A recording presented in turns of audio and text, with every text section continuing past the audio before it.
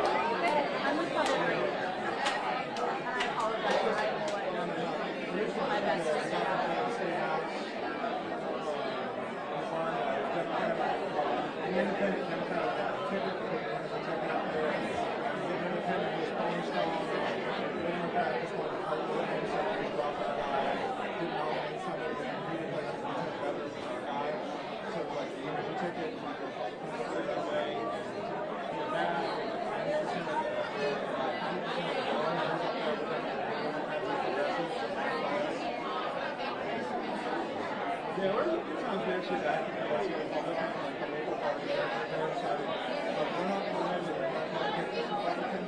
It's kind of like that in Wyoming too. I mean, I'm originally from Raleigh, but I go to USC. Yeah. I'm in. Yeah. So still learning all this stuff. So I'm like, I'm sorry. I'm just.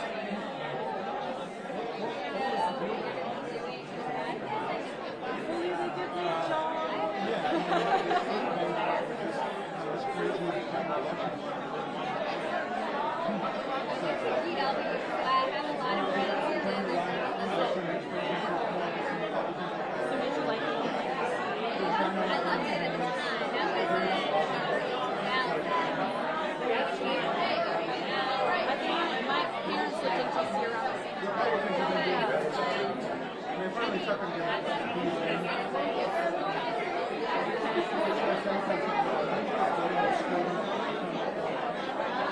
I would love to live in DC for a little bit.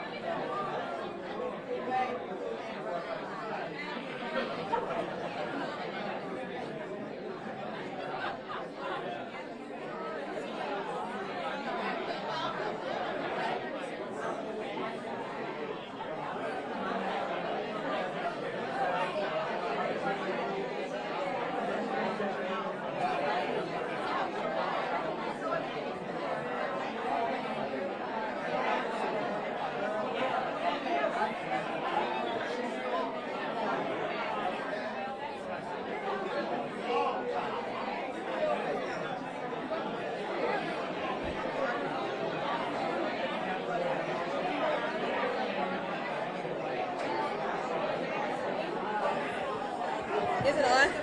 Excuse me, everyone, if I could have your attention, please. Thank you. If you guys could kind of spread out, the governor has been really great with working the room, so I promise he's going to try to shake as many hands as possible. But there is space in the back, and we still have more people coming in, which we love. But they just need a pass to get there. So if you guys could just spread out a little bit more, create a pass that could get through, we really appreciate it. Thank you. And also clear the doors so people can get through. Thank you.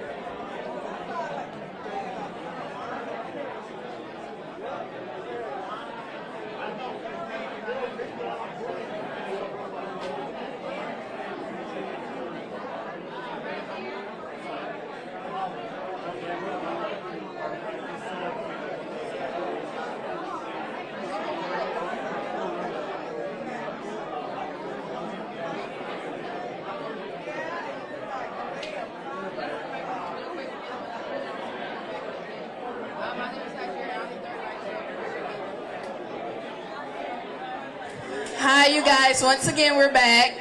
If we could have you guys just press back just a tad bit, and if you guys that are standing over here near the door, may you guys step back so that the entrance of the door is clear. That's also for safety issues too. So if you please could step back this way, and if anybody's over here, if you're not media or press, can you please back up some more for us, please? Just take a step back. It's room around the counters over there, so you guys can lean up against that too as well. Just make sure we have the entrance clear, just in case. Always got to be concerned about our safety too as well.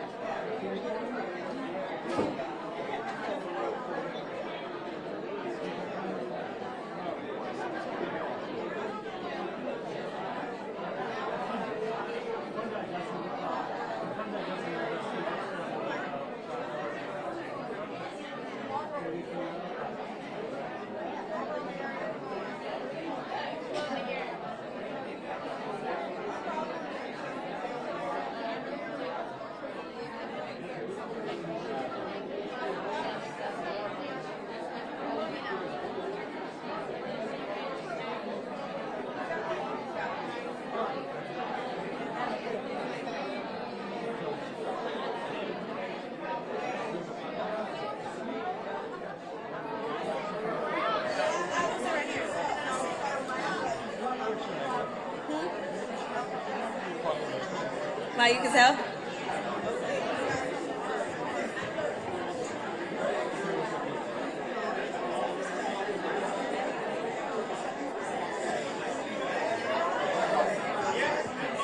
Hello, everyone. One more time. This is going to be the third announcement.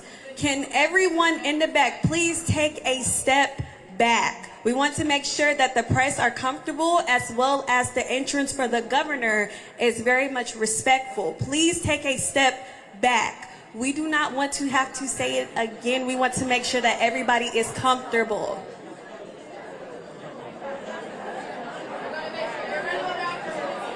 Everybody will get the opportunity to meet the governor, but he cannot come in if it is not spacious. So please, there are people who are still coming in. Please take a step back. Who said I have to say it again? Who said I have to say it again?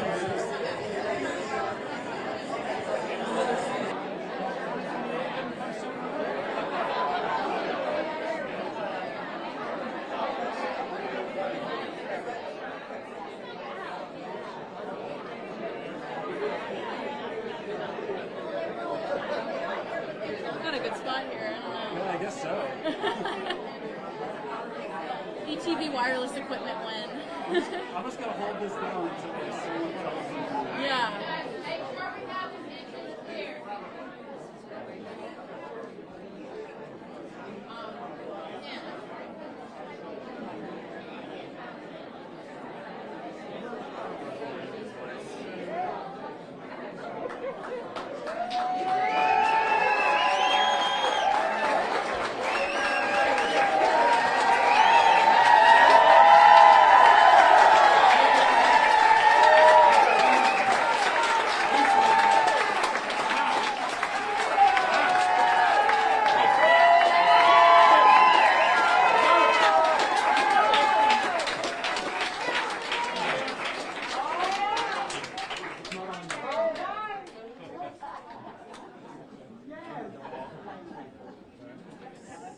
Again, everyone, I'm Bill Robinson, Kershaw County Democratic Party Chair, and I want to thank you again for this fantastic turnout.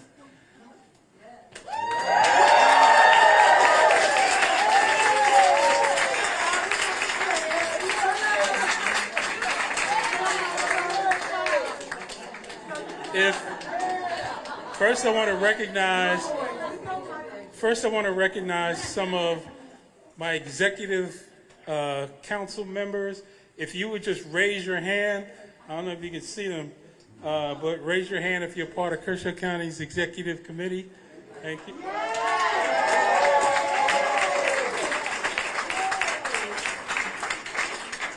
And I want to take a second. I don't want to miss anyone, but I want to recognize our local and state representatives, elected officials that represent Kershaw County. If you're here, will you also raise your hand to be recognized? Thank you. Thank you. Thank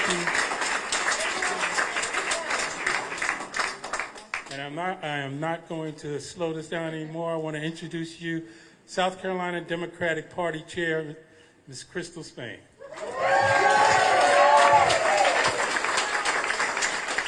All right, thank you, Mr. Chairman, and thank you, Kershaw County. Y'all look so good. Even in the heat, y'all holding up pretty good. Oh, good. But thank you, good to know. But thank y'all so much for being here today. This is so important for us. We've been on the road since, 8 o'clock this morning. We've been in Marion, we've been in Florence, we've been all over this state, going to rural counties, talking to rural voters, and it matters when you guys show up because we've got a lot of work to do.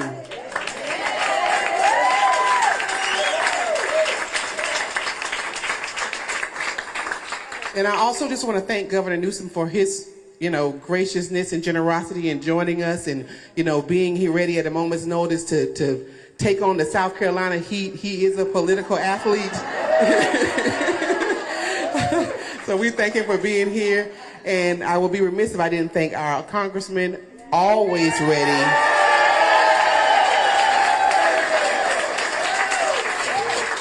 To go wherever and do whatever. And without his support, our party would die on the vine. So thank you so much, Congressman Clyburn. But without further ado, y'all, I'm going to pass it over to Congressman Clyburn. Thank y'all so much, but he doesn't need an introduction from me. I'm just going to present him to you all, Congressman Clyburn. Thank you. Thank you so much, Crystal. Thank you for your leadership, Bill. Thank you so much for bringing out such a huge reception for this great governor from the state of California.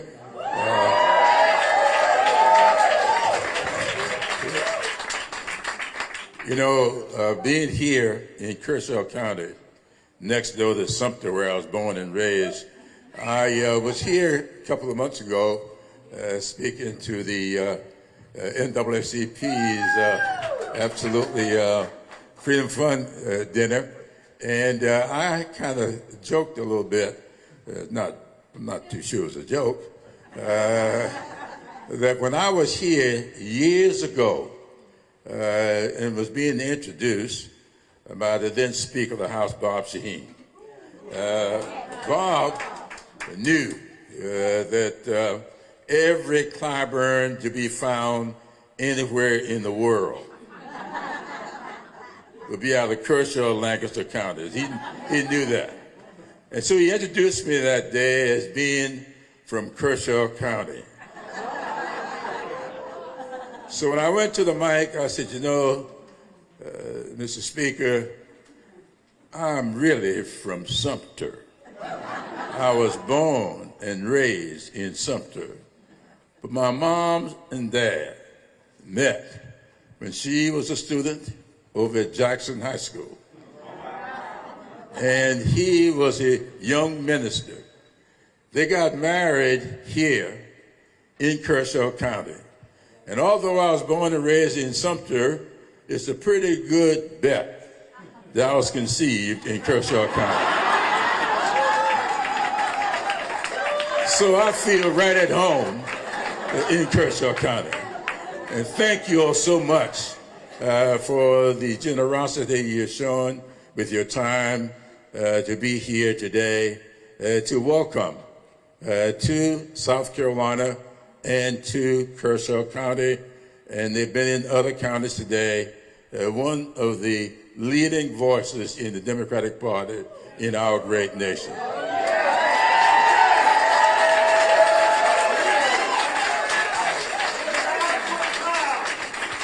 And this is a great nation. In no need of being made great. I have said time and time again, our challenge is to figure out what we can do to make the greatness of America accessible and affordable for all of its citizens. That is what it's about. It can be housing, education, energy, health care, whatever it is, we need to make it accessible and affordable for all of our citizens. And that's what this party has been about for as long as I can remember. And if things go well, in the next 2 weeks, I'm going to celebrate the 46th anniversary of my 39th birthday. That adds up to 85 years. And I know what this party has been about. I know what this party is. And I also know, as you have found out, as the whole world has found out, what the other party is all about. We saw it on great display last week. And we know from that display what we've got to do here in South Carolina to help our nation get back on track. And to do that, we've got to elect Democrats.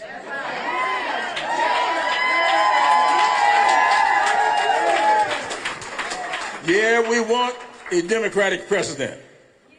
But you gotta do over and over again what you did a few weeks ago when you held a seat that nobody thought could be held. And it made international news. And we cannot just focus on the presidency. We got to build a foundation. So as we go around welcoming these candidates who are running for president, let's not forget about school boards. Oh yeah. Let's not forget about school boards. Let's not forget about city and town councils, because no presidential candidate has ever been to your school board meeting. But what you got to remember is the other side is working from the bottom up. And when you've got a party that is supporting people who are, well, South Carolina is leading the nation in banning books. This state leads the nation in banning books. And when you've got a superintendent of education banning books on Rosa Parks, banning a book on Martin Luther King Jr., you have got a problem. And so I want you to make it your business to start now organizing from the bottom up. And let's do what you did. Was it 3 weeks ago? I lost count. When you won that race, there's some other races to be won this year, and then we are going to be ready next year, and then we're going to be ready the years after that. And so I want to thank you for coming, and I want to thank this great America for coming to little old South Carolina. When you're from California, over 50 members of the House of Representatives coming to this little state with only 7. That means you are a wise man. Ladies and gentlemen, it is my great pleasure to present and introduce a wise man, Gavin Newsom.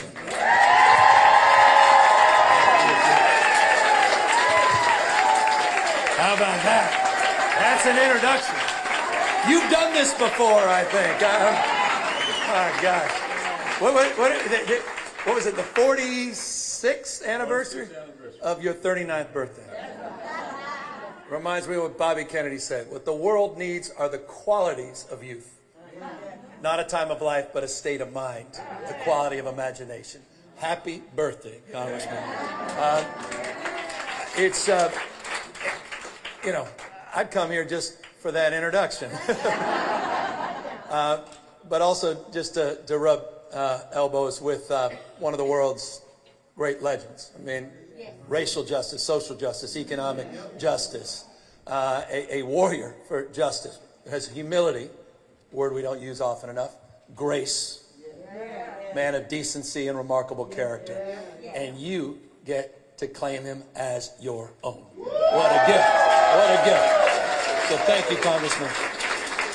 Bill, thank you for all you're doing for the party here in Kershaw, and thank you to Crystal, who's been with me. I think this is our, well, she skipped one event. It's my 7th event, so she took some time off today. But we've been all over your state, and it's been an extraordinary day. And my state of mind is filled with gratitude and appreciation, particularly for all of you showing up tonight. I mean, this was a last-minute thing. And they said, we'll just throw it together, but don't, you know, we're in some rural parts of South Carolina, so don't expect many people. So, you guys obviously didn't get that memo. So, I'm just deeply grateful to all of you. But I want to pick up a little bit on what the Congressman said, because I was struck by what he said about the book bans. I was struck what he said about some of the challenges and struggles that he continues to face with his colleagues in Washington, D.C. But on the book bans, I think it's sort of emblematic of the moment we're in. You know, last year there were 4,240 books banned in the United States of America. 4,240. You can look that up. It was a banning binge the likes of which we've never experienced in the United States. There's been a cultural purge in this country. The congressman was exactly right. They tried to write out the race of Rosa Parks in the anti-woke legislation in states like Florida until they were caught doing that. One of the largest book publishers in the United States of America actually drafted that social studies book for their curriculum in Florida. They're banning speech in classrooms, but also in the boardrooms. DEI, ESG, CRT, anything with 3 letters, they seem to ban. You know, DOJ, they got a problem with. FBI, IRS, EPA, you can just fill in the blanks. What we're experiencing is America in reverse. They're trying to bring us back to a pre-1960s world on voting rights. You know it well. Civil rights, LGBTQ rights, women's rights, and not just, you know, access to abortion, but also access to simple reproductive care, contraceptions. You saw what they just did to Planned Parenthood. It's a moment that few of us could have imagined, and I know we were concerned about this moment. We were out there campaigning, expressing concern about this moment. I come from a small state on the west coast of the United States. Our state of mind is pretty simple. We're the most un-Trump state in America. That's a point of pride. Point of pride. I confess that. If you didn't know that, just want to let you in on a little secret. I'm not his favorite politician in the country, you know, nor on Fox News, or One American News, or Newsmax, or any of the other networks, Sinclair. I mean, it's actually, yeah, why the hell did you invite me? But that's because we stand tall for our values, which we think are universal. I represent the most diverse state in the world's most diverse democracy. It's interesting, 27% of Californians are foreign born. 27%. It's a majority minority state. We don't tolerate our diversity at our best. We celebrate our diversity. It's a point of pride. I say that, Bill, because you need to say that now.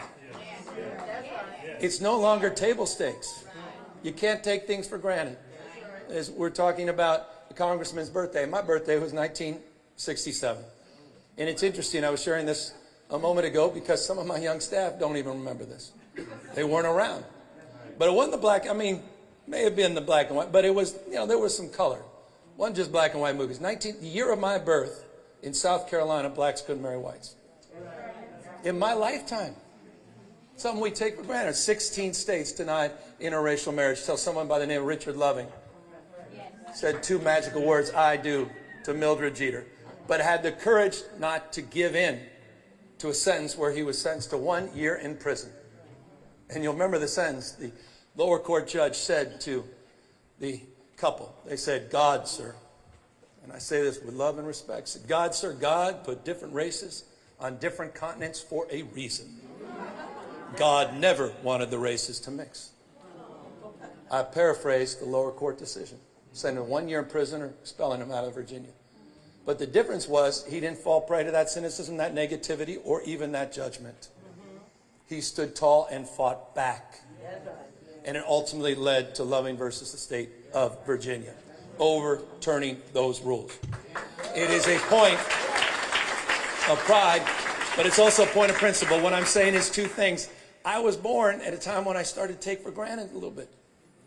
I frankly took for granted the expansion of rights, the nationalization of rights. We've seen it over and over and over again, decade after decade. The 60s and 70s, 80s, 90s, even as it relates to Obergefell, just recently in the last decade or so, as it relates to LGBTQ rights. You can't take that for granted anymore. We're seeing rights regression. And we're seeing this great divergence, red versus blue.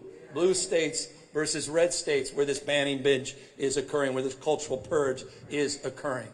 And so it's incumbent upon us to recognize this moment, but to also recognize what Richard and Mildred did. And that is they have agency. You can shape the future. The future's not just something to experience, it's something to manifest. It's not in front of you, it's inside of you. Decisions, not conditions, determine our fate and future. And it's a reminder of your power at this moment. Because if you're like me, with all that stacking of stress, you know, where you turn on the TV and you go, that kind of hell world I'm living in. Where nations and people are being torn asunder because of racial and religious, ethnic controversies, fueling fanaticism and terror. Wars around the world. A war that's been declared at home. My home. I just left Los Angeles, California yesterday. 5,000 troops. Not overseas, but in the city and county of Los Angeles as I speak. Yesterday, we were commemorating the 6th anniversary of one of the most significant and consequential natural disasters in modern American history. 18,000 structures lost in a winter wildfire. A winter wildfire in Los Angeles. It was a fire that was attached to 100-mile-an-hour winds. Took the lives of 30 people. We were celebrating the resiliency of the community, our efforts to rebuild, and all we were looking for, maybe we weren't even looking for it. But we imagine maybe the president just put out a little statement.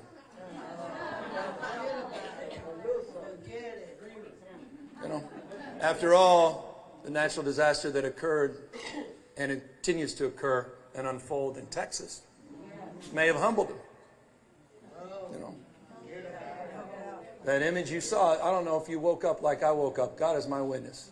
First image I saw this morning, turned on MSNBC, and it was a photograph of that beautiful 13-year-old girl and her 11-year-old sister that were found clutching each other's hands,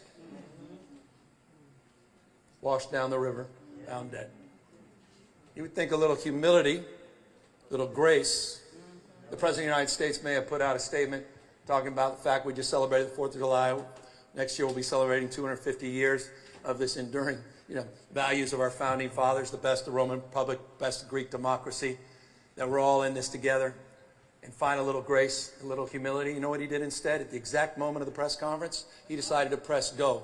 And he took those military, 90 of them, those same National Guard men and women that were out there protecting the peace and helping us during the wildfires, put masks on this time.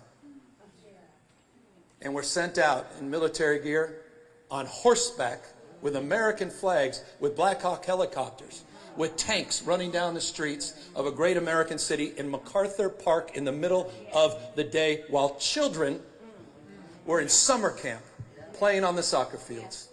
Not one arrest was made.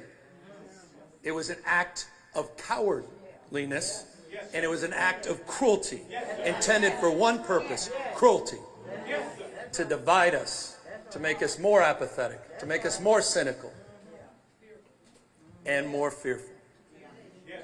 We cannot let him win. We cannot allow him to win. So that's why I'm here. That's why I'm here. You have agency. You can shape the future. And that future begins by putting this man back in a position, not just of moral authority, but back into that position of formal authority as chair of critical committees. That starts by taking back this country in 16 plus months by making the next speaker, the Speaker Jeffries from the great state of New York, and taking back the House of Representatives, which will effectively end the Trump's presidency. It will. You have the power. I mean, sure, fire and fury with Trump, noise, but de facto, this presidency will end in 18 months. If you decide it's important. If we step up and step into this void. If we recognize that we have a voice. And so I'm here to help amplify that. I'm here because I'm counting on you. The reason that 13-year-old and 11-year-old touched me in a deeper way is I've got a 15-year-old and a 12-year-old daughter, both at camp. One in Davis, one in New York. I got 2 young boys, both at camp. And I'm sitting there trying to explain what the hell's going on in this country.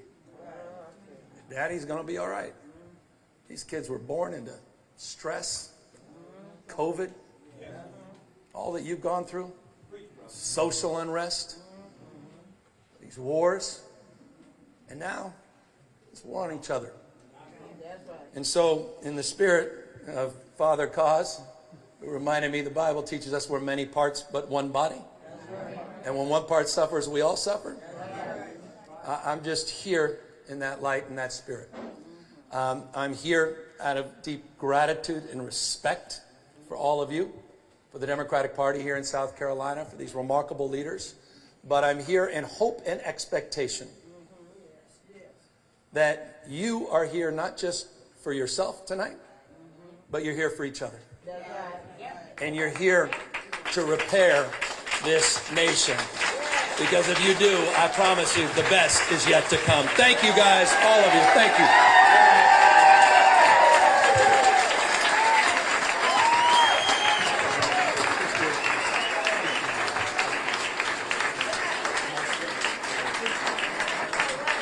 So I know it's a little crowded in here, just a tad, but this is a meet and greet.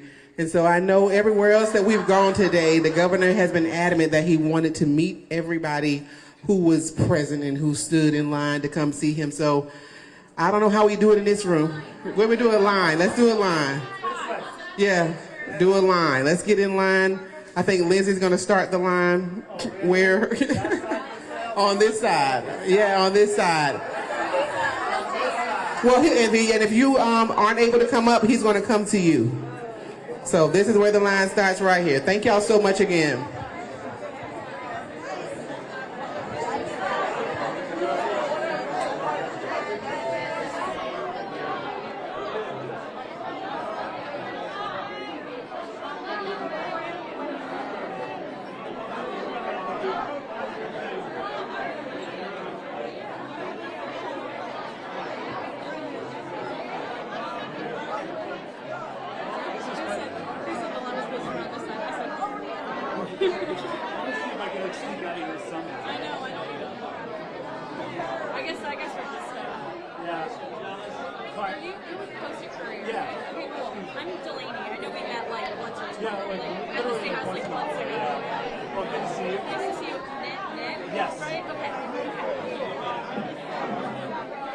Lion's been a good friend throughout the years.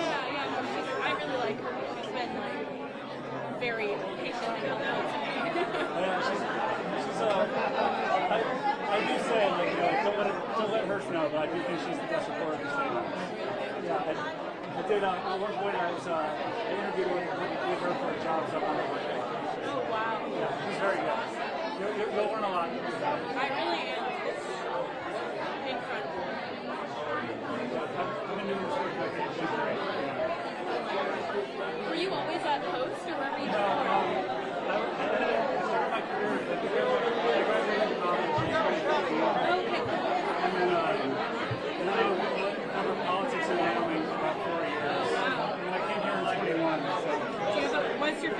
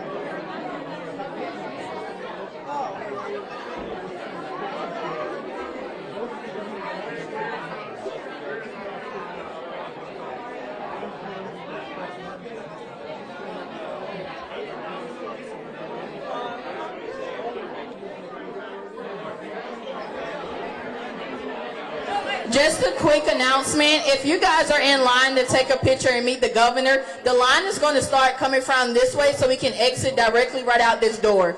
So if you're in line, please make the lines behind the chair and behind the media. The line will be forming that way.